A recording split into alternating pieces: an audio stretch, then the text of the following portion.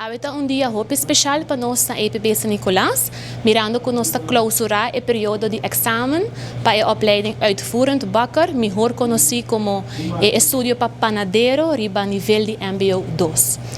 Algum ano atrás, nós fizemos uma investigação e nós podemos concluir que tem uma necessidade grande no nosso mercado laboral para panadeiro.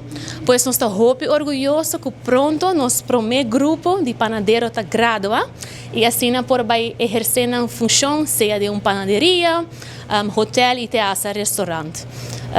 Agora, nós estudantes para o exame final, nós vamos produzir 3 produtos. Por mira kuna produzir um cookie com toque de lamunchi verde, melhor conhecido na Holanda como Utrechtse Spritz.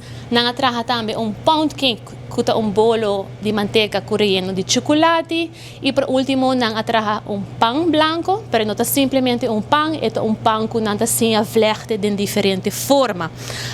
Nós estamos muito orgulhosos de nossos estudantes. Essa aqui é logro que seguramente nós logra conjuntamente com toda a companhia que aportar e sostener nossos estudantes para receber stageplek. Durante o período de estágio, que tem uma totalidade de 12 semanas, estudantes não estão prático e exercer o qual não estuda na escola e assim melhorar a habilidade.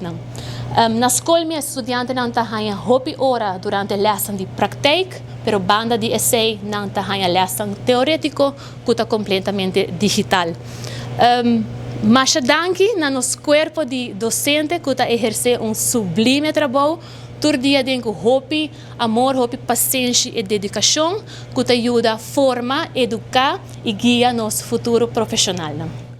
Deze cursus is een nieuwe bakkerijopleiding, niveau 2. Het eerste jaar hebben we ons vooral toegelegd op het introduceren van ingrediënten, materiaalkennis, machinekennis, basishandelingen van het mengen, kneden en het kloppen van bepaalde deegsoorten en beslagen. En het tweede jaar zijn we wat iets dieper erin gegaan en dan zijn we onderhand zijn we met thema's gaan werken.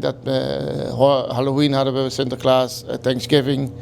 En dan was de bedoeling dat de kinderen hun eigen recepten gingen zoeken, omrekenen naar een bepaald recept. Daarbij ingrediënten gingen bestellen en uiteindelijk een planning maken en op de dag van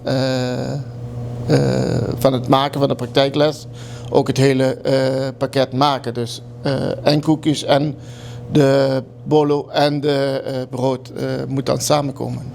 Om die 2 jaar nou af te sluiten, doen we dat afsluiten met een examen. We hebben een kennisexamen. Dat hebben ze afgelopen vrijdag gedaan. En de afgelopen 3 dagen zijn we hier met een praktijkexamen bezig. Dat wil zeggen dat ze ook weer een broodje, een koekje en een bolo moeten maken. En dan wordt dat geëxamineerd door 2 docenten. En omdat het zo objectief mogelijk te houden, is er een docent uit EPB Hato. En ikzelf zal dan ook examineren en die 2 punten worden dan bij elkaar gevoegd.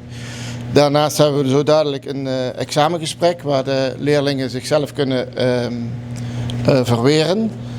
Als er iets verkeerd is gegaan of hoe het beter zou kunnen, dat het dan, dan kunnen ze hun mening geven en dan kunnen we kijken of punten aangepast kunnen worden. En daarmee sluiten we de dag af.